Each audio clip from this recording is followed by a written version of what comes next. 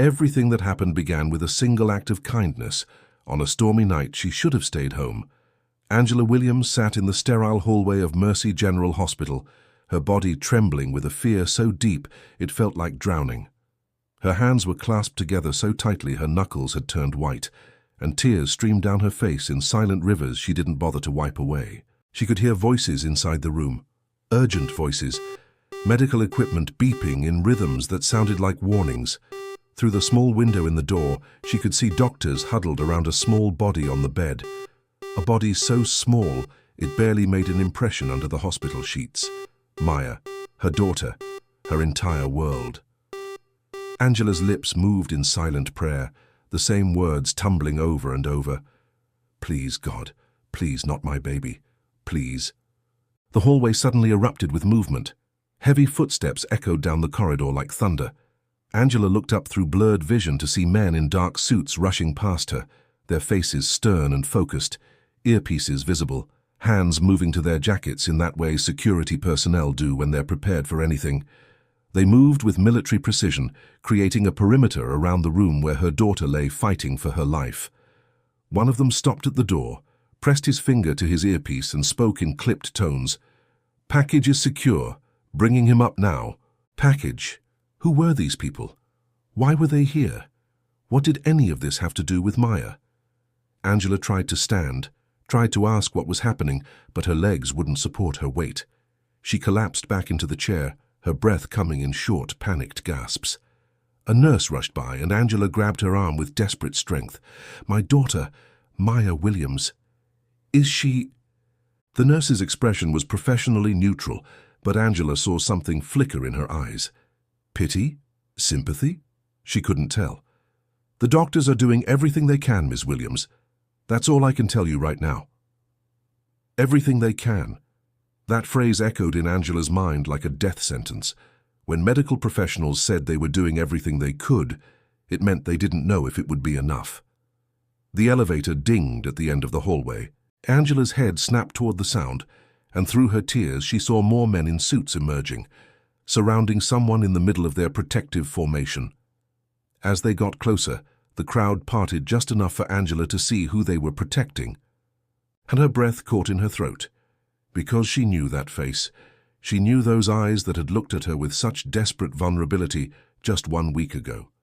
But now those same eyes belonged to someone entirely different, someone powerful, someone surrounded by an army of protection, someone who, by all appearances, should never have been standing alone in the rain on that terrible night. The man's gaze locked onto hers across the hallway, and in that instant, everything stopped. The chaos, the fear, the uncertainty, all of it froze as their eyes met. He broke away from his security detail and started walking toward her.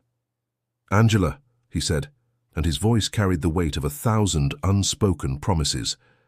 But before he could reach her, before Angela could make sense of any of this, the door to Maya's room burst open.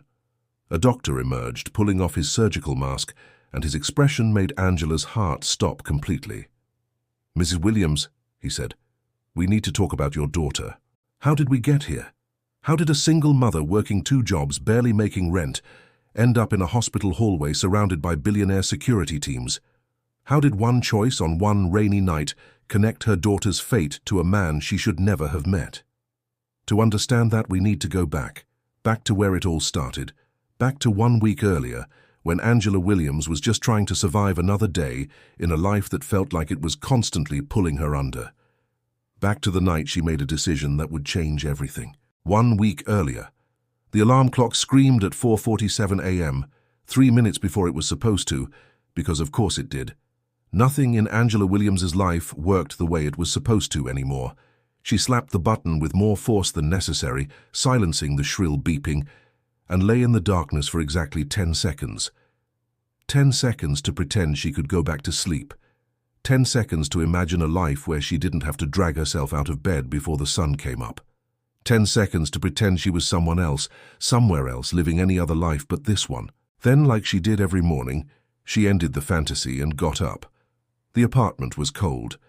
The heating bill had come last week, and Angela had looked at the number at the bottom of the page for a long time before putting it in the drawer with all the other bills she couldn't afford to pay yet. The landlord, the electric company, the water company, they all had to wait their turn. They all had to understand that she was doing the best she could. They never did understand, though. They just sent more notices, more threats, more red ink on white paper telling her all the ways she was failing. Angela moved through the small apartment quietly, not wanting to wake Maya yet. Her daughter needed every minute of sleep she could get, especially with her asthma acting up again. The inhaler was almost empty, and the prescription refill would cost $63 Angela didn't have. She'd been stretching it, rationing the medicine, trying to make each puff last as long as possible. It was a terrible calculation to have to make. What kind of mother had to choose between keeping her child breathing and keeping a roof over their heads? The bathroom mirror reflected a woman Angela barely recognized anymore. When had those lines appeared around her eyes? When had her face started looking so worn down, so defeated? She was 32 years old, but the woman staring back at her looked at least 40. The shower sputtered cold water for the first 30 seconds before finally warming up. Another thing that didn't work right. Another thing she couldn't afford to fix. Angela stood under the weak stream and tried to wash away the exhaustion that had settled into her bones like a permanent resident. By 5:15 she was dressed in her diner uniform, a polyester disaster in pale yellow with Rosie's all-night diner embroidered across the chest in red thread. The uniform had belonged to 3 other waitresses before it got passed down to Angela, and it showed. The hem was coming undone on one side, and there was a stain near the collar that never quite came out, no matter how much bleach she used. She checked on Maya before leaving. Her daughter was curled up under 2 blankets, her small chest rising and falling with each breath.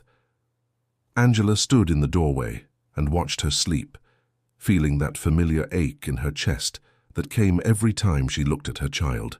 Maya deserved so much better than this, better than a rundown apartment in a neighborhood where gunshots were background noise, better than a mother who was never home, always working, always tired, always struggling.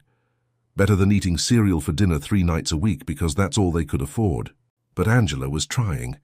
God, she was trying so hard. She kissed Maya's forehead gently, careful not to wake her, and whispered, "I love you, baby. Mommy will be home tonight." It was a lie, though. She wouldn't be home until after midnight. She had the morning shift at the diner. Then she had to rush across town to the office building where she cleaned from 6 to 10 p.m.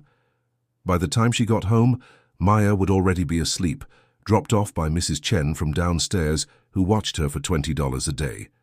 Money Angela couldn't afford but had no choice but to spend. The bus stop was 2 blocks away, and Angela hurried through the dark streets with her head down, trying to be invisible. This neighborhood got dangerous after dark, and even though the sun was starting to hint at rising, the shadows still held threats. She made it to the stop just as the bus was pulling up, which felt like a small miracle.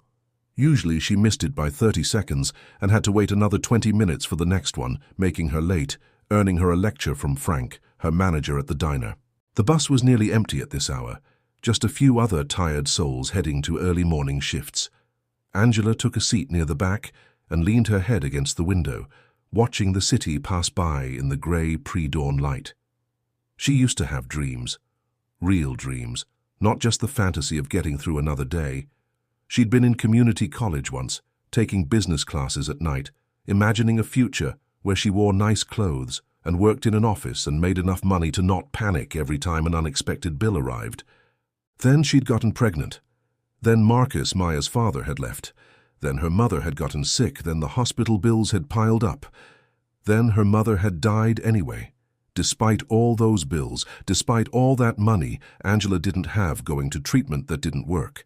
Then the dreams had died too, buried under the weight of survival. The diner came into view, its neon sign flickering rosies in pink light that had been bright and cheerful once, but now just looked desperate and tired, like everything else in this part of town. Angela got off the bus and walked through the parking lot, dodging puddles from yesterday's rain. As she approached the entrance, she saw Frank inside, already scowling at something, probably the morning prep not being done to his impossible standards.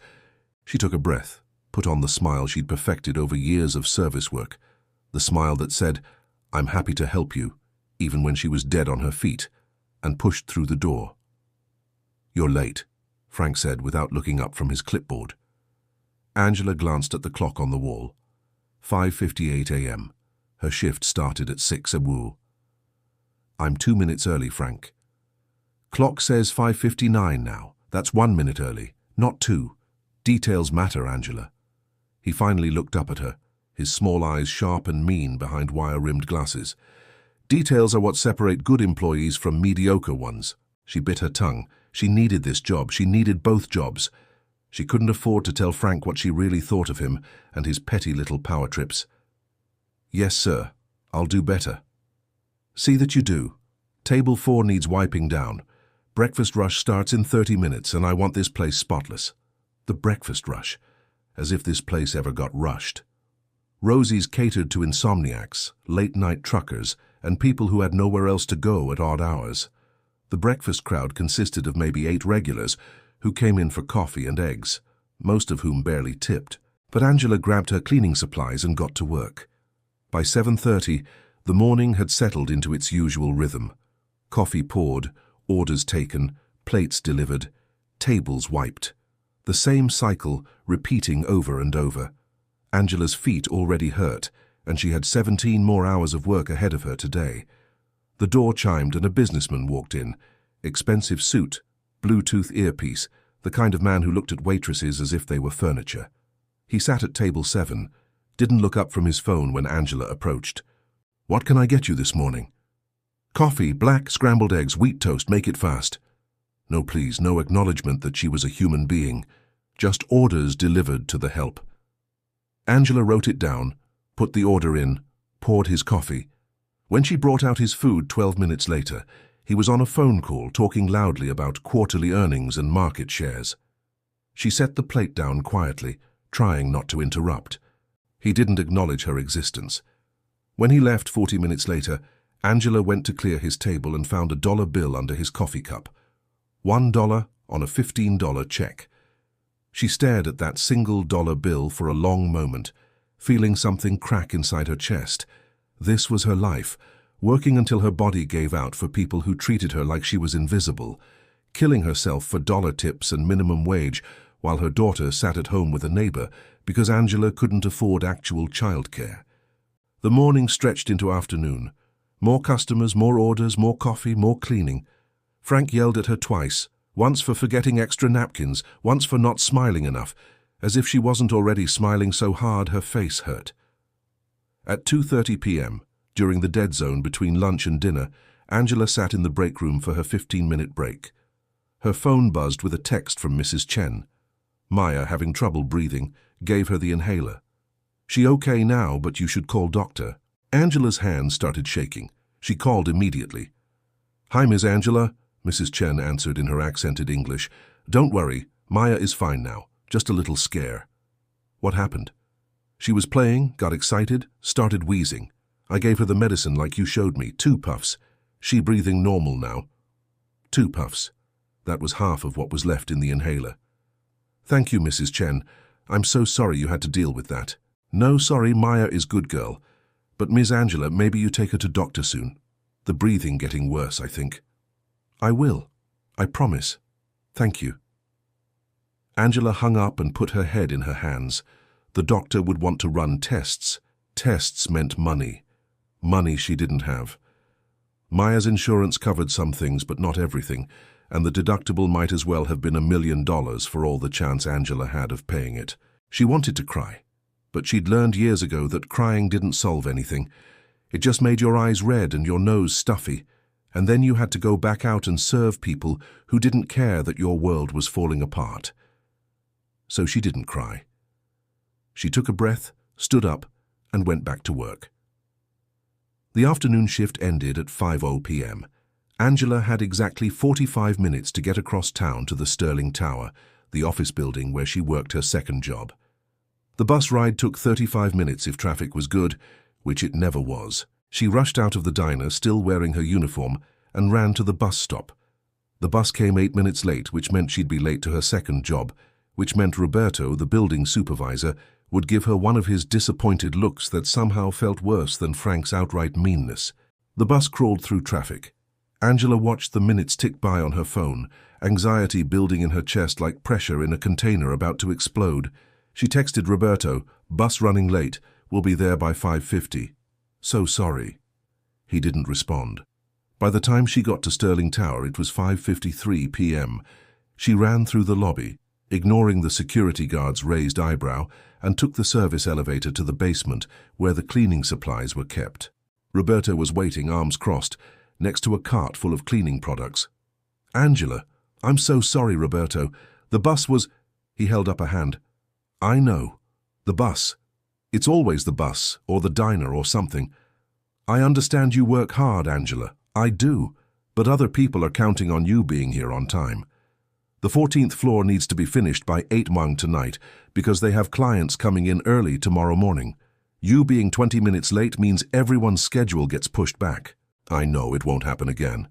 It would definitely happen again. It happened at least once a week, but what else could she say? Roberto's expression softened slightly. "Just do your best, okay? I don't want to write you up, but I have to if it keeps happening." "I understand. Thank you." She grabbed her cart and headed for the elevator, her feet already screaming in protest. The cleaning shift was 4 hours of mopping, vacuuming, emptying trash, scrubbing toilets, wiping down desks. 4 hours of moving non-stop through empty offices, trying to make other people's workspaces clean and comfortable while her own life was falling apart. The 14th floor was worse than usual.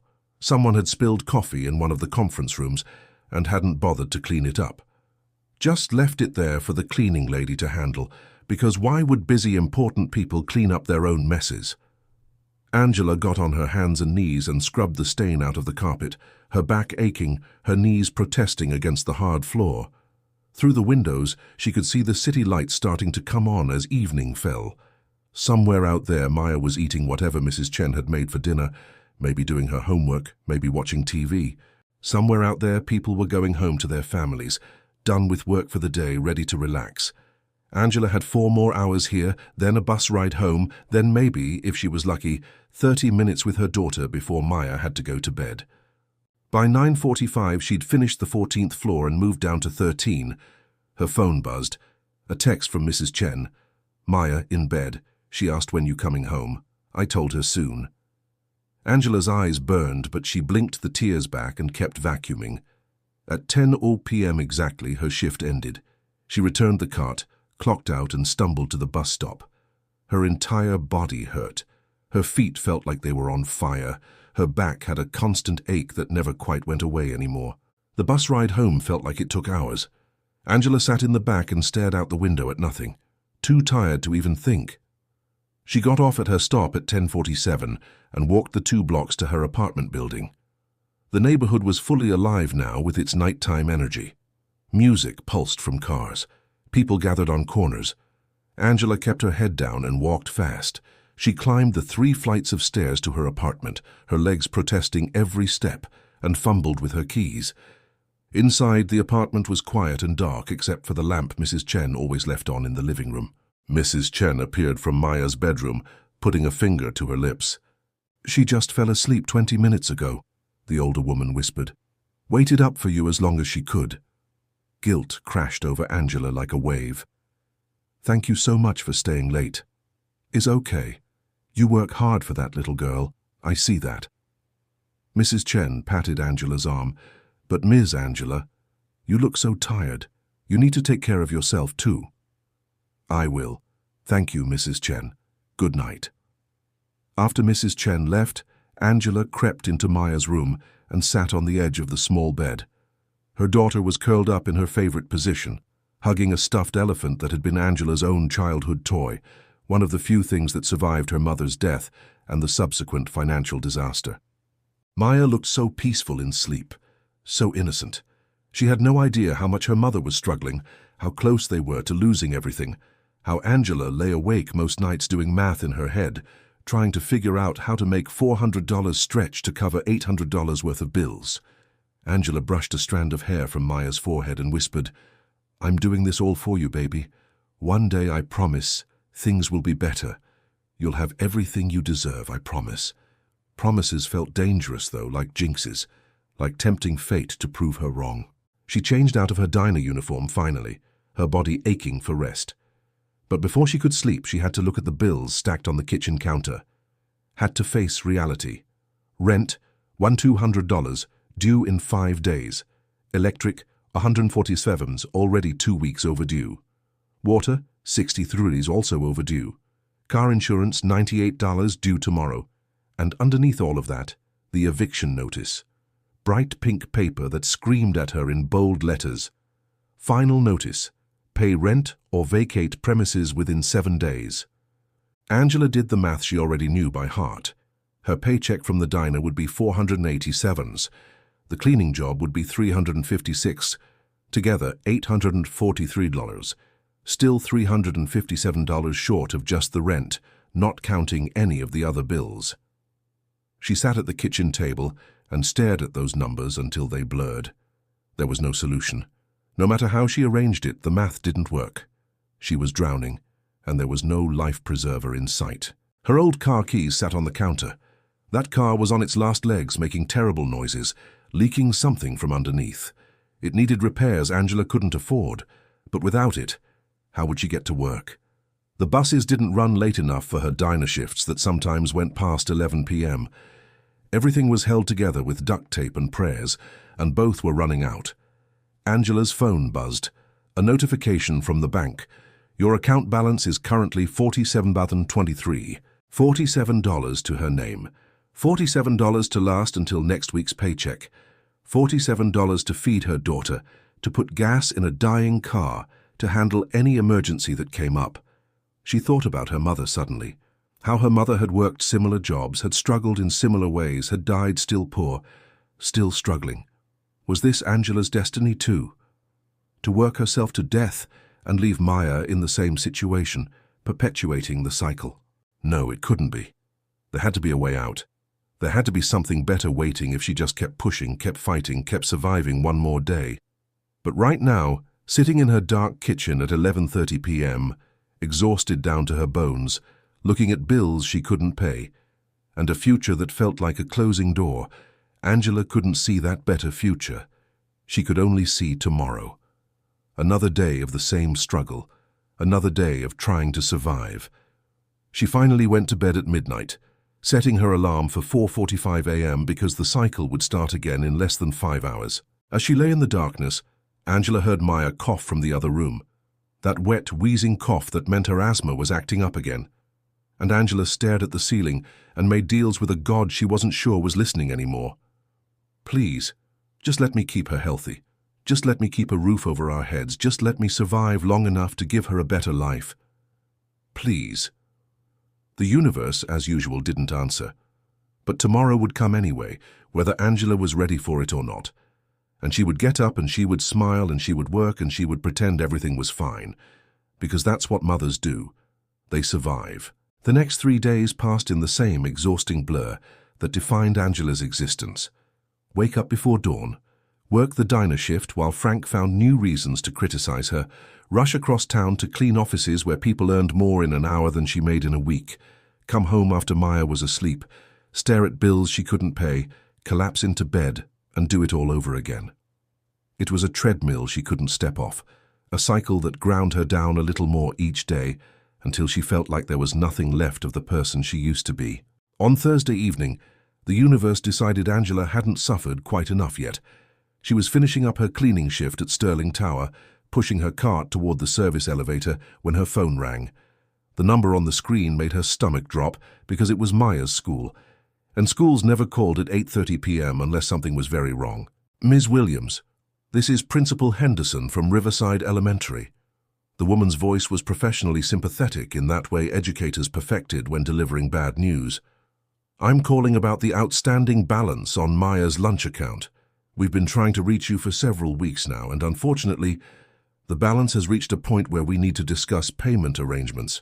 Angela closed her eyes and leaned against the wall, feeling the familiar weight of shame settling over her shoulders like a heavy coat. She'd been putting small amounts on Maya's lunch account when she could, $5 here, $10 there, trying to keep it from getting too far behind. Apparently it hadn't been enough. How much do I owe? She asked, though she was afraid of the answer. The current balance is $147. Now I understand that unexpected expenses can arise, and we're happy to work with families to establish a payment plan. However, if we don't receive payment or come to an arrangement by next Friday, Maya will only be able to receive the basic lunch option and will need to have a meeting about potential assistance programs. The basic lunch option. Angela knew what that meant. It meant her daughter would be marked, singled out, identified as one of the poor kids who couldn't afford regular lunch. Maya would know it too, no matter how carefully the school tried to hide it. Kids always knew. They had radar for that kind of thing, and they could be cruel about it in ways that left scars lasting years. "I'll take care of it," Angela said, her voice hollow. "I'll figure something out." "I'm sure you will. Maya is such a sweet girl, and we hate having to make these calls. If you need information about the free and reduced lunch program, I'd be happy to—" "Thank you, I have to go. My shift is ending." Angela hung up before the principal could finish her sentence, before the pity in the woman's voice could dig any deeper into Angela's already wounded pride. She stood in that empty hallway and added $147 to the mental tally of money she didn't have. Money she would somehow need to manifest from nothing, because the alternative was watching her daughter be humiliated in the school cafeteria. She made it through the rest of her shift on autopilot, her mind spinning through impossible calculations. The rent was due in 2 days. 2 days. If she didn't pay it, they'd be evicted. But if she paid the rent, she couldn't pay the electric bill, couldn't put gas in the car, couldn't buy groceries, couldn't pay Maya's lunch account. There was no scenario where all the numbers worked out. There was no solution that didn't involve choosing which disaster to allow. By the time Angela clocked out and headed for the bus stop, rain had started falling. Of course it had. The weather forecast had called for clear skies all week, but apparently the universe had decided Angela needed one more thing to deal with tonight. She stood at the bus stop without an umbrella, watching the headlights of cars blur through the rain, feeling the cold water soak through her jacket. The bus came 15 minutes late, packed with evening commuters who looked just as tired and worn down as Angela felt. She squeezed into a spot near the back, water dripping from her clothes onto the floor, and tried not to meet anyone's eyes. She just wanted to get home, check on Maya, and maybe have 5 minutes of peace before she had to figure out how to survive tomorrow. But peace wasn't on the agenda tonight. When Angela finally got off the bus at her stop, now thoroughly soaked and shivering, she walked toward where her old Honda was parked on the street. The car had been making increasingly concerning noises for weeks now, grinding sounds and rattling that Angela knew meant expensive repairs she couldn't afford. She'd been praying every day that it would just keep running a little longer, just another few weeks until she could save enough money to at least get it looked at properly. Those prayers apparently had gone unheard. Angela turned the key in the ignition, and instead of the usual reluctant cough before the engine caught, she heard a clicking sound. Just clicking. She tried again. More clicking. The engine wasn't even trying to turn over anymore. The dashboard lights flickered weakly, and then even those died. "No, no, no, no, please, not now." Angela's voice cracked as she kept turning the key, as if sheer desperation could bring the car back to life. But it was done. The car that had been hanging on by a thread had finally given up completely. She slumped forward, pressing her forehead against the steering wheel, and for a moment she considered just staying there in the dark car while the rain hammered on the roof. Just sitting here and giving up because she was so tired of fighting, so tired of struggling, so tired of everything being so impossibly hard. But Maya was at home waiting for her. Mrs. Chen would be wondering where she was. Angela didn't have the luxury of falling apart in a broken-down car, no matter how much she wanted to. She grabbed her purse, locked the useless vehicle, and started walking. The apartment was only about 8 blocks away, and in decent weather it would have been an easy walk. But in the pouring rain, with her feet already aching from 12 hours of work, wearing a jacket that might as well have been made of tissue paper for all the protection it provided, those 8 blocks felt like 8 miles. By the time Angela was halfway home, she was soaked to the bone and shivering so hard her teeth chattered. The streets were mostly empty at this hour, just the occasional car passing by and spraying water from puddles. The rain was coming down harder now, the kind of downpour that turned the whole world grey and blurry, where you couldn't see more than a block ahead. Angela kept her head down and focused on putting one foot in front of the other, on not thinking about the dead car, or the bills, or the lunch account, or any of the 1,000 other things that were crushing her. She was 3 blocks from her apartment, passing through a section of town that was more industrial than residential, when she saw him. At first, she thought her eyes were playing tricks on her through the rain, because surely there wasn't actually a man standing alone on the corner in the middle of this downpour. But as she got closer, she realized he was real. A tall figure, completely soaked. No umbrella, no raincoat, just standing there, like he was lost or broken, or both. Angela's first instinct was to cross the street. You didn't stop for strangers in this neighborhood, especially not at night, especially not as a woman alone. She'd lived in this city long enough to know that kindness could get you hurt or worse. The smart thing, the safe thing, was to keep walking and pretend she hadn't seen him. But something made her slow down. Maybe it was the way he was standing, hunched against the rain with his arms wrapped around himself, looking so completely defeated. Maybe it was because she recognized that posture, that body language of someone who had reached the absolute end of their rope. She knew how that felt. She was living it herself. As Angela got closer, she could see him more clearly. He was white, probably in his 50s, with grey hair plastered to his head from the rain. His clothes looked expensive once, a dress shirt and slacks, but now they were soaked and muddy like he'd been walking for hours. He wasn't wearing shoes. His feet were bare and bleeding. That detail struck Angela hard, because who lost their shoes? How desperate did you have to be to end up shoeless in the rain? The man looked up as she approached, and Angela saw his face clearly for the first time.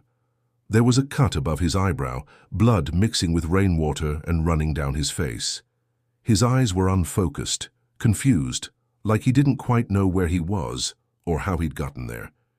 This wasn't just someone having a bad night, this was someone in serious trouble. Every survival instinct Angela had developed over years of living paycheck to paycheck screamed at her to keep walking. This wasn't her problem. She had enough problems of her own.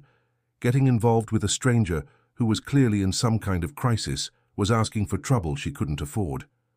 But then the man swayed on his feet, and Angela realized he wasn't just standing there in the rain by choice. He looked like he might collapse at any moment. "Are you okay?" The words came out of Angela's mouth before she could stop them, and immediately she regretted it. Now she was involved. Now she couldn't just walk away without seeming heartless. The man blinked at her like he was surprised to hear another human voice. Like he'd been alone for so long he'd forgotten other people existed. His voice was rough, hesitant. "I'm not sure where I am. I need to get home, but I can't." He trailed off, looking around at the rain-soaked street like he was seeing it for the first time. "Everything looks different. I don't recognize anything." Angela's mind raced through possibilities. Was he drunk, high, having some kind of mental health crisis? But his eyes, despite being unfocused, didn't have that glazed look of intoxication. He seemed more confused than impaired, more lost than dangerous. And there was something about him, some quality she couldn't quite name, that made her think he wasn't a threat. Maybe it was intuition. Maybe it was foolishness.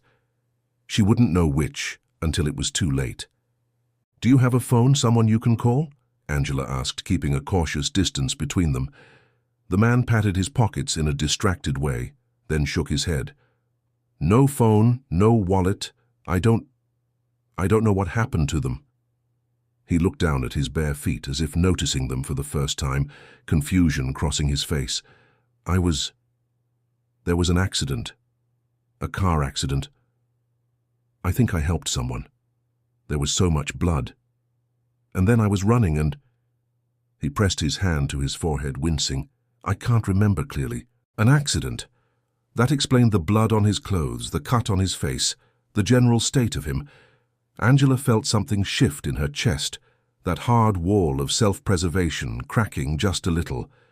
If he'd been helping someone at an accident scene, that made him less of a potential threat and more of a good Samaritan who'd ended up in trouble himself. "You need to get to a hospital. That cut looks bad, and you might have a concussion." Angela pulled out her phone, ready to call 911, but the man shook his head urgently. "No. No hospitals, no police, please." There was real fear in his voice now, panic creeping into his eyes. "I just need to get home. If I could just get somewhere familiar, I could figure out where I am. Please, I'm not trying to cause trouble. I'm just lost." This was the moment where Angela should have said sorry and walked away. Every reasonable, rational part of her brain was screaming that this situation was wrong, that there were too many red flags, that helping this stranger could lead to disaster. He was a grown man refusing medical help after being in an accident, with no identification, no shoes, no memory of what happened. Everything about this screamed danger. But Angela looked at his face, at the desperation and fear there, and she saw something that made her pause. She saw vulnerability, real human vulnerability. And she thought about what Mrs. Chen had said a few days ago.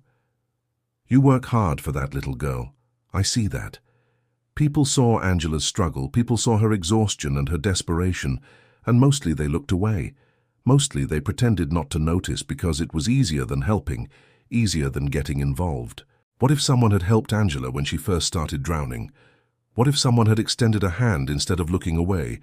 Maybe she wouldn't be standing here in the rain, soaked and exhausted, with a dead car and an eviction notice, and no idea how to save herself and her daughter. Maybe things would have been different. She thought about Maya, about the values she was trying to teach her daughter despite everything. Be kind. Help others when you can. Don't become so hardened by the world that you lose your humanity.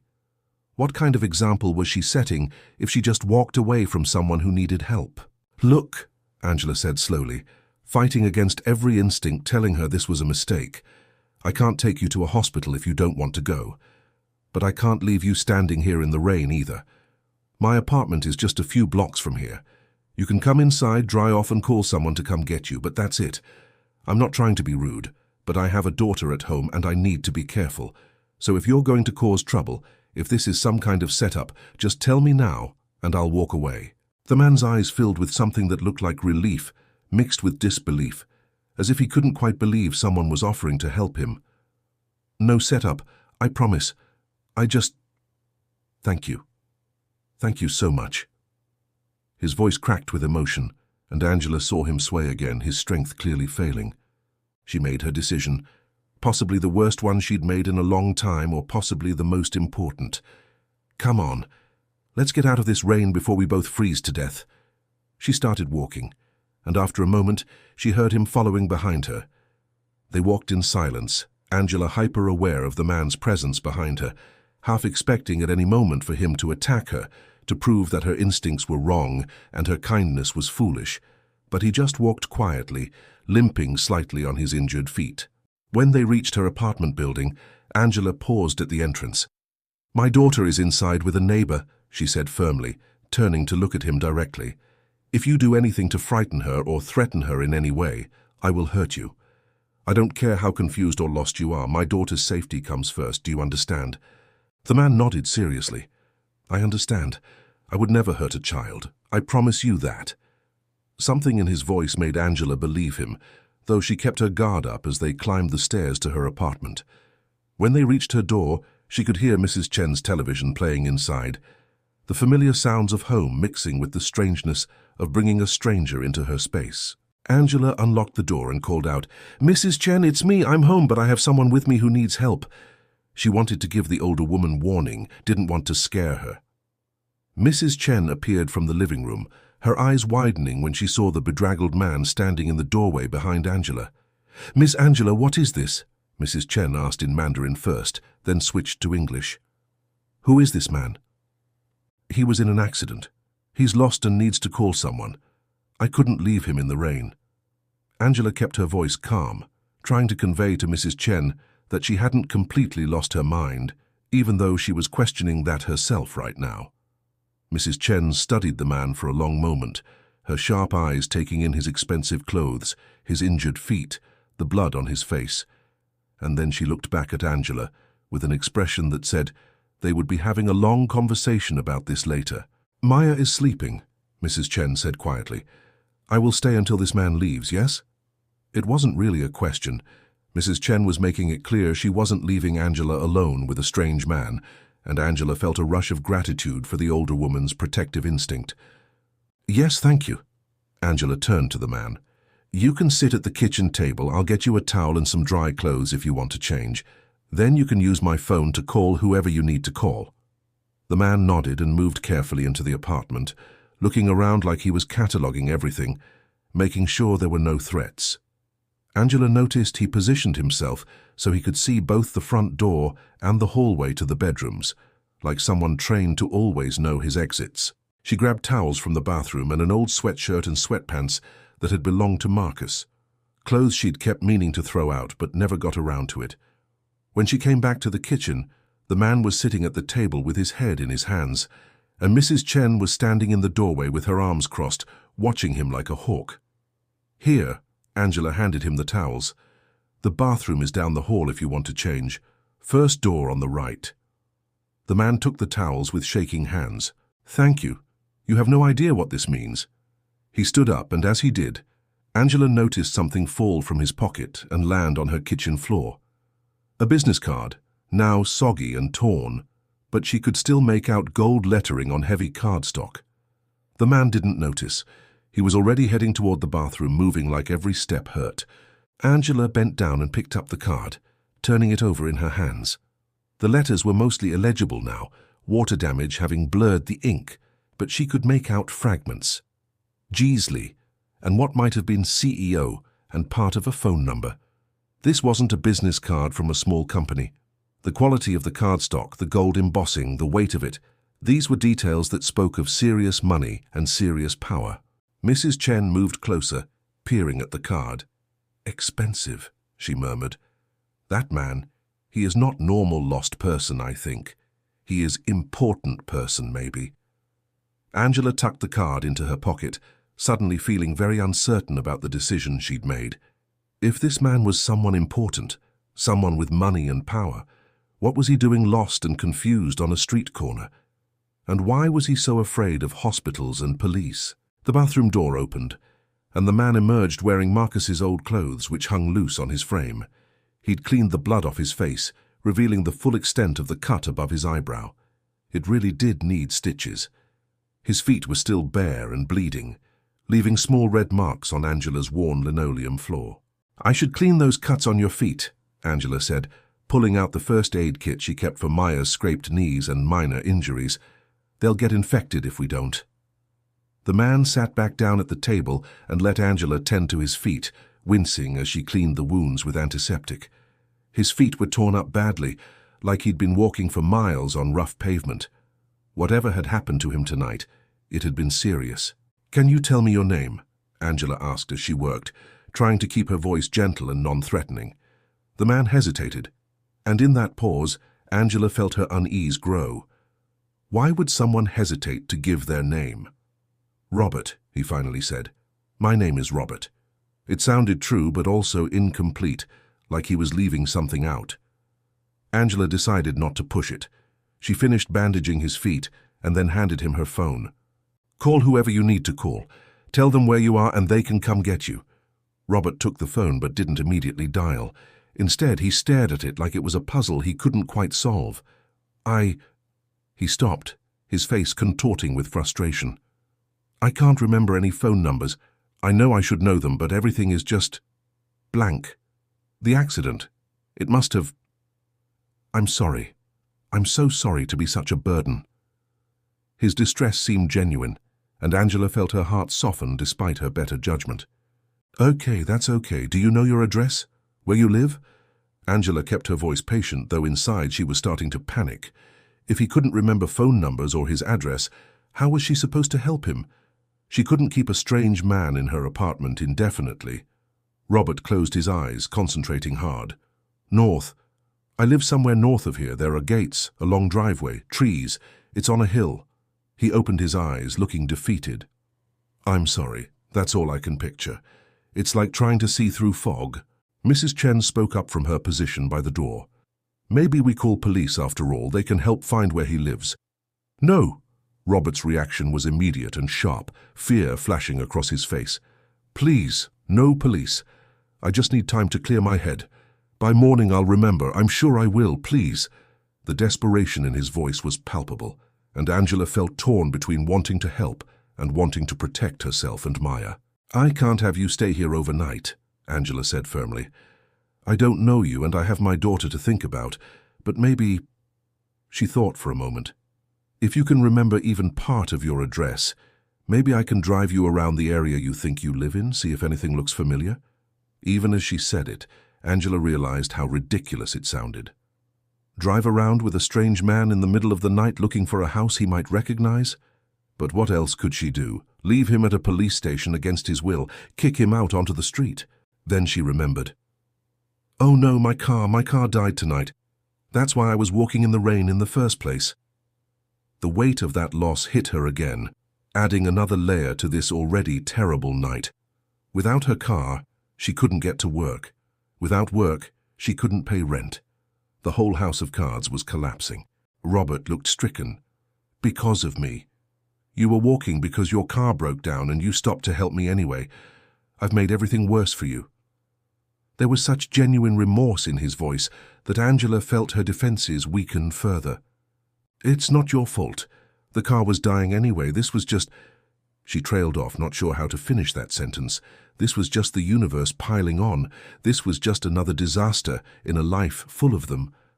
Look, let's figure out what to do in the morning. You can sleep on the couch, but the door to my daughter's room stays locked, and Mrs. Chen is going to stay too. In the morning, when your head is clearer, we'll figure out how to get you home. The relief on Robert's face was almost painful to see. Thank you, I swear to you I'm not dangerous. I know you have no reason to believe me, but I would never hurt you or your daughter. You've shown me more kindness tonight than... He stopped, his voice thick with emotion. More kindness than I deserved. Thank you. Mrs. Chen pulled Angela aside, while Robert was settling onto the couch with a blanket. Ms. Angela, she whispered urgently in Mandarin. This is not safe. You don't know this man. What if he is dangerous? What if he hurts you? I know, Angela whispered back. I know it's crazy. But Mrs. Chen, you should have seen him out there in the rain. He looked so lost, and he helped someone in an accident. Doesn't that count for something?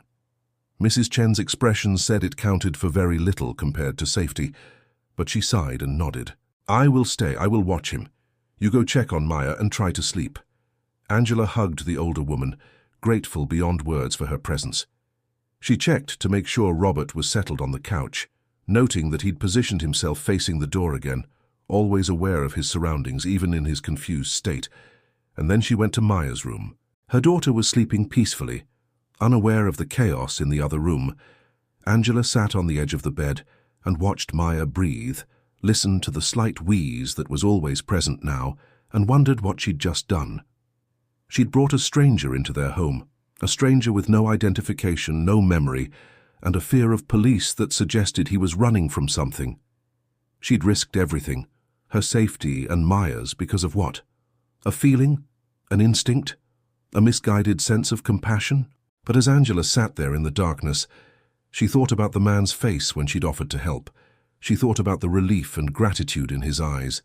She thought about how many times she'd felt lost and alone, had needed help and not received it.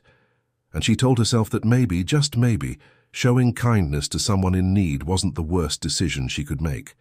Even if it was reckless, even if it was dangerous, at least it was human. Angela finally went to her own room but didn't sleep. She lay in bed listening to the sounds of the apartment, Mrs. Chen's soft snoring from the chair where she was keeping watch, the creaks and settles of the old building, and somewhere beyond her door, a stranger named Robert, whose presence had turned her already complicated life into something even more uncertain. Tomorrow, she told herself. Tomorrow they'd figure it out. Tomorrow things would make sense. Tomorrow she'd get him home and her life would go back to normal, to the struggle she understood, to the predictable disaster of bills and work and survival. But in the back of her mind, in that place where intuition lived, Angela suspected that nothing was going to be normal after tonight. Something had shifted, something had changed, and whether that change would save her or destroy her remained to be seen. Morning came too quickly and not quickly enough at the same time. Angela woke at 5:30 a.m. without her alarm, her body trained after years of early shifts to wake before dawn whether she wanted to or not.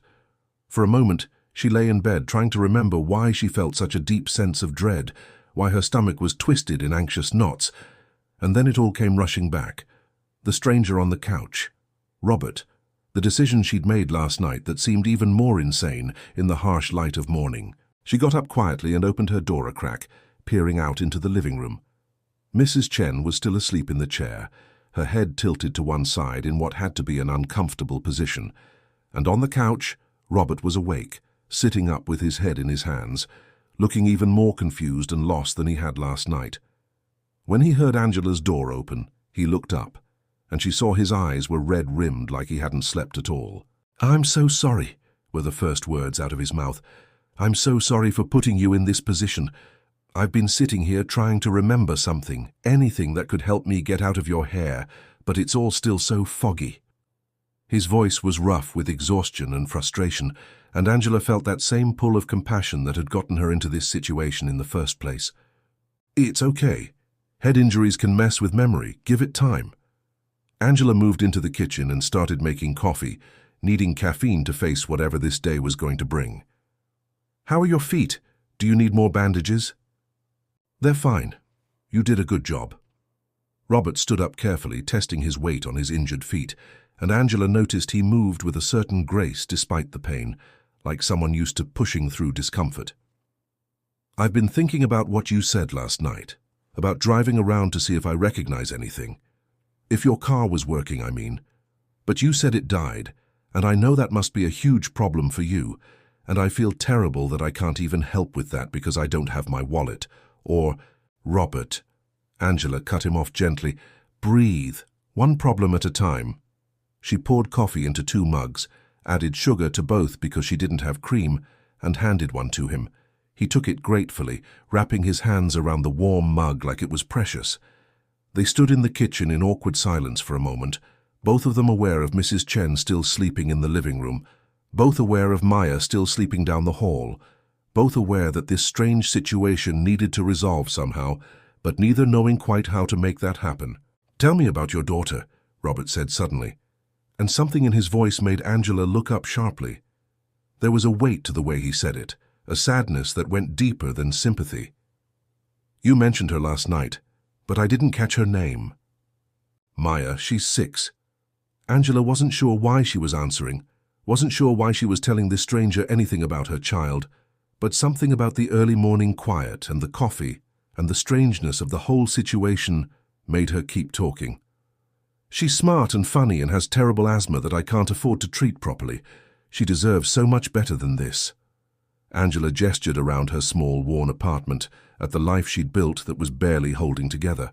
Robert was quiet for a long moment, staring into his coffee like it held answers.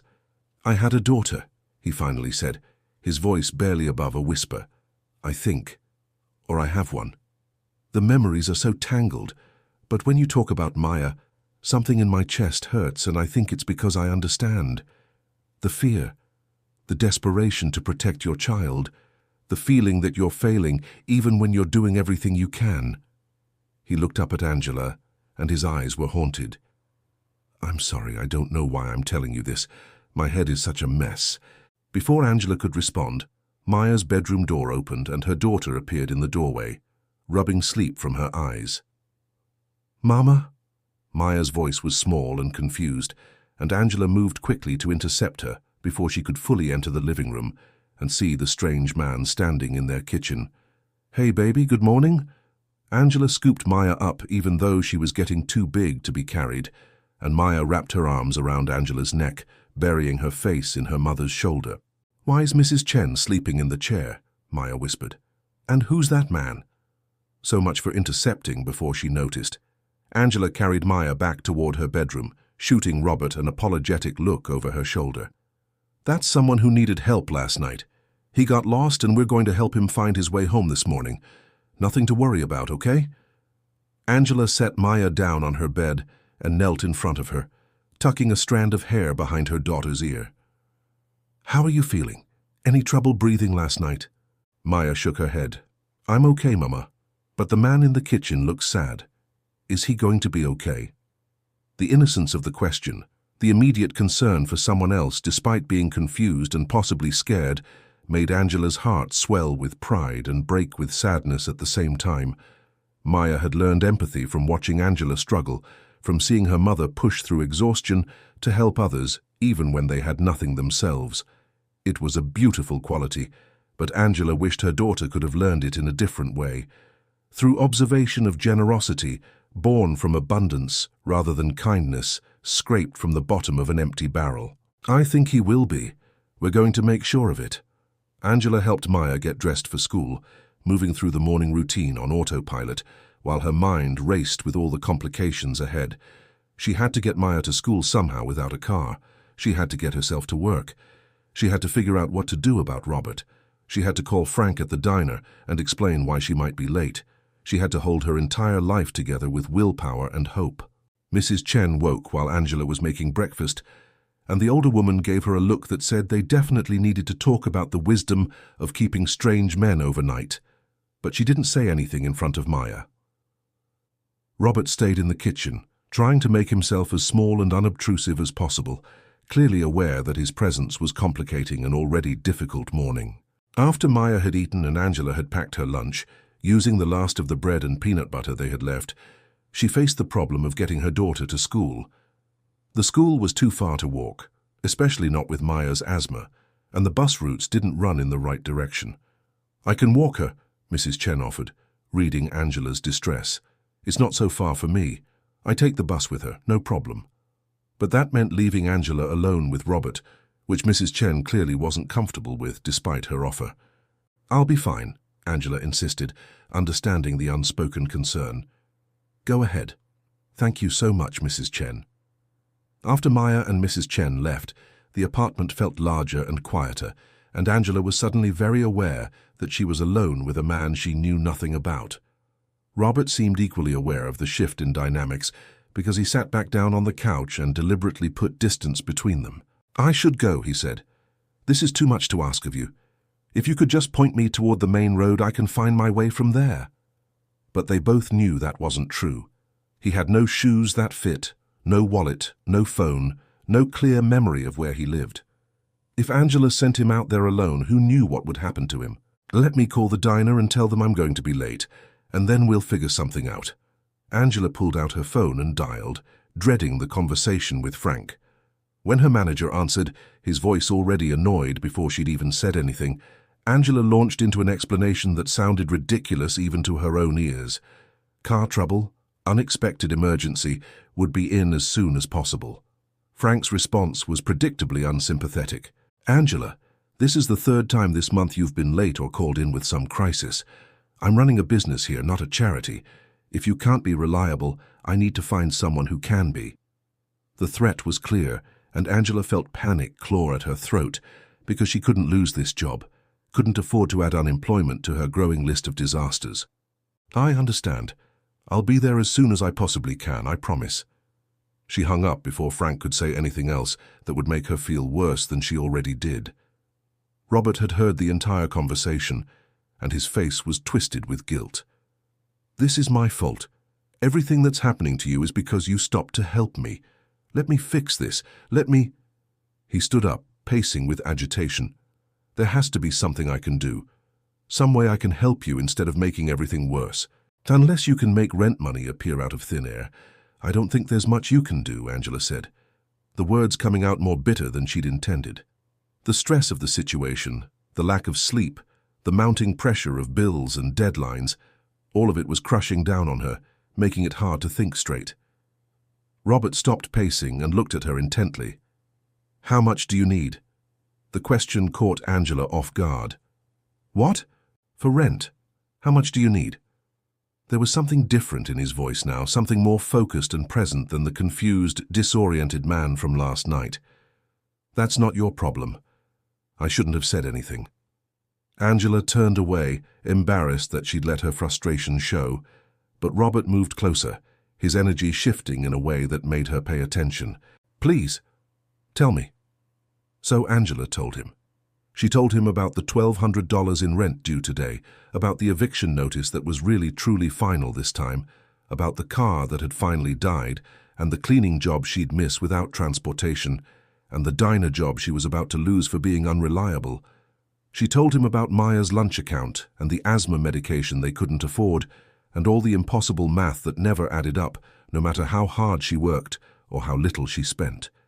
And once she started, she couldn't stop. Everything came pouring out, all the fear and frustration and exhaustion she'd been holding inside for so long. When she finally finished, Breathing hard and close to tears, Robert was quiet for a long moment. Then he said something that made no sense. "If I could just get to my car. I know I had a car yesterday. There would be identification in it, a phone, everything I need. I just can't remember where I left it."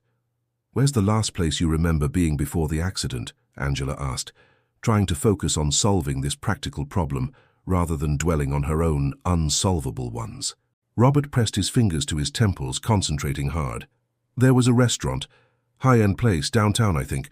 Riverside? No, Riverbank. The Riverbank Room. That's where I was before everything went wrong."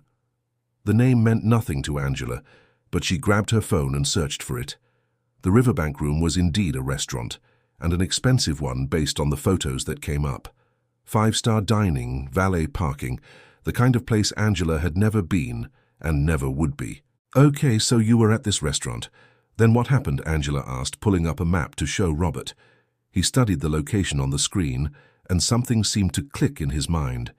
"I left the restaurant. I was upset, distracted. I was driving north and—" His face contorted with the effort of remembering. "There was an accident right in front of me. A car hit the median, flipped. I pulled over to help. There was a woman trapped, and she was bleeding so much I pulled her out, called 911 on her phone because mine was dead. And then—" He stopped, confusion washing over his face again. "Then people started arriving. But they weren't paramedics. They were wrong. Something was wrong about them, and I just ran." The story sounded bizarre, like something from a movie rather than real life, but the fear in Robert's voice when he talked about running was real. "Okay, so if you were driving, your car might still be near the accident scene. We can look up accident reports from last night, see where it happened, and maybe your car is still there in the impound lot or something." But the message she needed to send was to Frank at the diner. She typed it out carefully, then read it 3 times before hitting send. "I won't be coming in today, or ever again. I quit. Good luck finding someone more reliable." Then she blocked his number before he could respond, before he could make her feel guilty for leaving him in the lurch. She was done feeling guilty for taking care of herself and her daughter.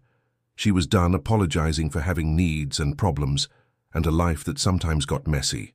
Angela leaned her head back against the seat and let out a long, shaky breath. In 12 hours, her entire life had changed. In 12 hours, she'd gone from drowning to saved. And all because she'd made one decision in the rain, one choice to stop and help, when she had every reason to keep walking. When she got back to her apartment, she sat down and cried for a solid 20 minutes, great heaving sobs that came from somewhere deep and wounded, that had been holding it together for so long, pretending to be strong when really she was breaking. Now, finally, she could let herself fall apart, because there was a safety net below her, because for the first time in years, the future didn't look like a long, slow slide into disaster. Her phone rang. A number she didn't recognize. She almost didn't answer, but something made her pick up. "Ms. Williams? This is Dr. Patricia Chen from Mercy General Hospital." Angela's heart stopped because hospitals calling was never good news, and for a terrifying moment she thought something had happened to Maya at school. But the doctor continued, "I'm calling because we received authorization today to perform a full evaluation and treatment plan for your daughter Maya's asthma. We have her medical records, and I'd like to schedule her for a comprehensive assessment next week. Would that work for you?" "Yes," Angela said, and her voice broke on the word. "Yes, that would work perfectly." After she hung up, Angela sat in her apartment that suddenly didn't feel quite so small and run down, and she let herself believe, for the first time in longer than she could remember, that maybe everything was going to be okay. Maybe they would survive this. Maybe things could get better. Maybe kindness really did matter.